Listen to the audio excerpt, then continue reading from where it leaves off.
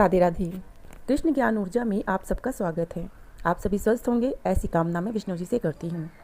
अभी श्राद्ध मास चल रहा है और अश्विन मास भी, तो ऐसे में आप अगर ये भगवत गीता का रसपान करेंगे तो सारे मनोरथ पूर्ण हो जाएंगे। तो चलिए प्रारंभ करते हैं आज द्वितीय स्कंद को, जिसमें भगवान के विराट स्वरूप का वर्णन किया गया है। श्री सुखदेव जी ने कहा कि हे परीक्षित, तुम्हारा लोकहित के लिए किया हुआ यह प्रश्न बहुत ही उत्तम है। मनुष्यों के लिए जितनी भी बातें सुननी, स्मरण करनी या कीर्तन करने की है, उन सब में यह श्रेष्ठ है।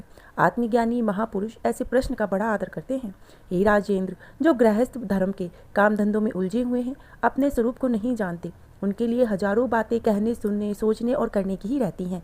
उनकी सारी उम्र यूं ही बीत जाती है। उनकी नींद या स्त्री प्रसंगों से कटती हैं रातें, और दिन धन की हाय हाय कुटुंबियों के भरण पोषण में समाप्त हो जाती हैं। संसार में जिन्हें अपना अत्यंत घनिष्ठ संबंध कहा जाता है, वे शरीर, पुत्र, स्त्री आदि कुछ नहीं है, असत्य है। परंतु जीव उसके मोह में ऐसा पागल हो जाता है कि दिन रात उनको मृत्यु का ग्रास होते देखकर भी चेतता नहीं है। इसलिए हे परीक्षित, जो अभय पद को प्राप्त करना चाहता है, उसे तो सर्वात्मना सर्वशक्तिमान भगवान श्री कृष्ण की लीलाओं का संवरण, कीर्तन, स्मरण करना चाहिए। मनुष्य जन्म का यही इतना ही लाभ है कि चाहे जैसे हो, ज्ञान से हो, भक्ति से हो, अपने धर्म की निष्ठा से जीवन को ऐसा बना लिया जाए कि मृत्यु के समय भगवान की स्मृति अवश्य बनी रहे।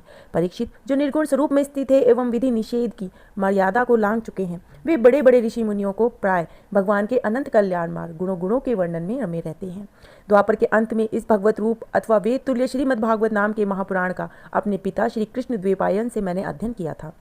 हे राजा, मैंने निर्गुण स्वरूप परमात्मा में पूर्ण निष्ठा की है, फिर भी भगवान श्री कृष्ण की मधुर लीलाओं का बलात् मेरे हृदय को अपनी ओर आकर्षित कर लिया है। यही कारण है कि मैंने इस पुराण का अध्ययन किया है। तुम भगवान के परम भक्त हो, इसलिए तुम्हें मैं इसे सुनाऊंगा। जो इसके प्रति श्रद्धा रखते हैं, उनकी शुद्ध चित्तवृत्ति भगवान श्री कृष्ण के चरणों में अनन्य प्रेम के साथ बहुत ही शीघ्र लग जाती है। जो लोग लोक या परलोक की किसी भी वस्तु की इच्छा रखते हैं या इसके विपरीत संसार में दुख का अनुभव करते हों, जो इससे विरक्त हो गए हों या निर्भय मोक्ष को प्राप्त करना चाहते हों, उन साधनों के लिए तथा योग संबंध सिद्ध ज्ञानियों के लिए ही समस्त शास्त्रों का यही निर्णय है कि वे भगवान के नामों का प्रेम के साथ संकीर्तन करें। अपने कल्याण की ओर से असावधान रहने वाले पुरुषों की वर्षों लंबी आयु भी अनजान में ही व्यर्थ बीत जाती है। उससे क्या लाभ है? सावधानी से ज्ञान पूर्वक बिताई हुई घड़ी दो घड़ी भी श्रेष्ठ है, क्योंकि उसके द्वारा अपने कल्याणकारी की चेष्टा तो नहीं की गई है। इससे आगे सुखदेव जी कहते हैं कि राजर्षि खटवांग अपनी आयु की समाप्ति का समय जानकर दो घड़ी में ही सब कुछ त्याग कर भगवान के अभय पद को प्राप्त हो गए थे। परीक्षित, अभी तो तुम्हारे जीवन की अवधि 7 दिन की है। इस बीच ही तुम अपने परम कल्याण के लिए जो कुछ करना चाहिए सब कुछ कर लो। मृत्यु का समय आने पर मनुष्य घबराए नहीं। उसे चाहिए कि वह वैराग्य के शास्त्र से शरीर से संबंध रखने वालों के प्रति ममता को काट डाले। धैर्य के साथ घर से निकलकर पवित्र तीर्थ में जल का स्नान करे। पवित्र और एकांत स्थान में विधि पूर्वक आसन लगाकर बैठ जाए। उसके बाद परम पवित्र ओम इन 3 मात्राओं से युक्त प्रणव का मन ही मन उच्चारण का जाप करें। प्राणवायु को वश में करने का मन का दमन करे और एक ही क्षण के लिए प्रणव को भूले ना। बुद्धि की सहायता से मन के द्वारा इंद्रियों को उनके विषयों में हटा ले और कर्म की वासनाओं से चंचल हुए मन को विचार कर उनको रोककर भगवान के मंगल में स्वरूप में ध्यान लगाए। इस स्थिरचित्त से भगवान श्री विग्रह किसी एक अंग का ध्यान करे। इस प्रकार एक एक अंग का ध्यान करते करते विषय वासना से रहित मन को पूर्ण रूप से भगवान में ऐसा तल्लीन कर दे कि फिर किसी भी विषय का चिंतन ही ना रहे। यही भगवान विष्णु का परम पद है, जिसे प्राप्त करके मन भगवत प्रेम स्वरूप आनंद से भर जाता है। यदि भगवान का ध्यान करते समय मन रजोगुण से विक्षिप्त तमोगुण से मूर्ण हो जाए तो घबराए नहीं। धैर्य के साथ योग धारणा के द्वारा उसे वश में करना चाहिए, क्योंकि धारणा उक्त दोनों गुणों के दोषों को मिटा देती है। इससे आगे परीक्षित उससे पूछते हैं कि हे महाराज सुखदेव जी, ब्राह्मण धारणा किस साधना से, किस वस्तु से, किस प्रकार की जाती है और उसका स्वरूप क्या है, जो शीघ्र ही मनुष्य के मन को मैल को मिटा देती है? कृपा करके वह मुझसे कहें। इस पर सुखदेव जी कहते हैं कि हे परीक्षित, आसन, श्वास, आसक्ति, इंद्रियों पर विजय प्राप्त करके फिर भी बुद्धि के द्वारा मन को भगवान के स्थूल रूप में लगाना चाहिए।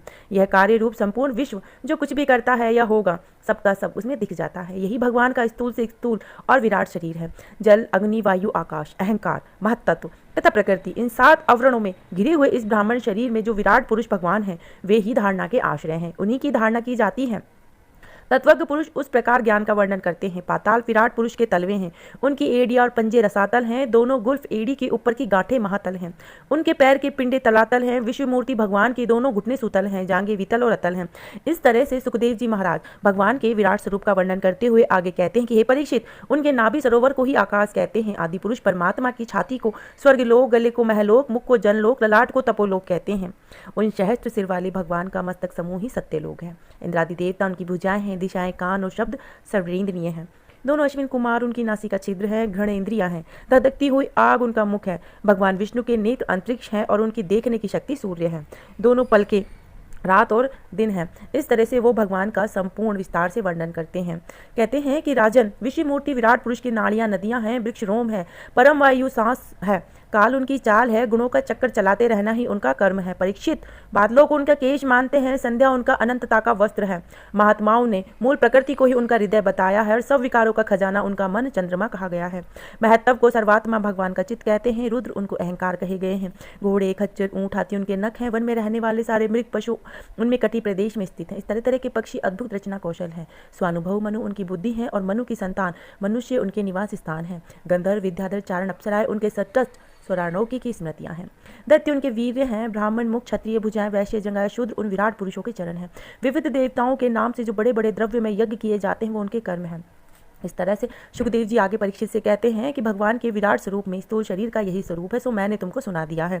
इसी से मुमुक्ष पुरुष बुद्धि के द्वारा मन को स्थिर करते हैं, क्योंकि इससे भिन्न और कोई वस्तु नहीं हो सकती।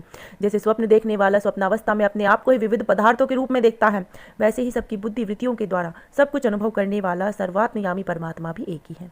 उन सत्य स्वरूप आनंद निधि भगवान का ही भजन करना चाहिए। अन्य किसी भी वस्तु में आसक्ति नहीं रखनी चाहिए, क्योंकि आसक्ति जीव के अधोपतन का कारण बनती है। कल के अध्याय में परीक्षित को सुखदेव जी भगवान के स्थूल और सूक्ष्म रूपों की धारणा को और क्रम मुक्ति व सदोमुक्ति का वर्णन करते हैं कि वो किस प्रकार से भगवान सृष्टि विषय की स्मृति उन्होंने प्राप्त की, जो पहले प्रलय काल में विलुप्त हो गई थी। तो इसका रसपान हम कल करेंगे। आप सभी स्वस्थ रहें और आप सबके सारे मनोरथ विष्णु भगवान पूरा करें, ऐसी कामना मैं करती हूँ। राधे राधे।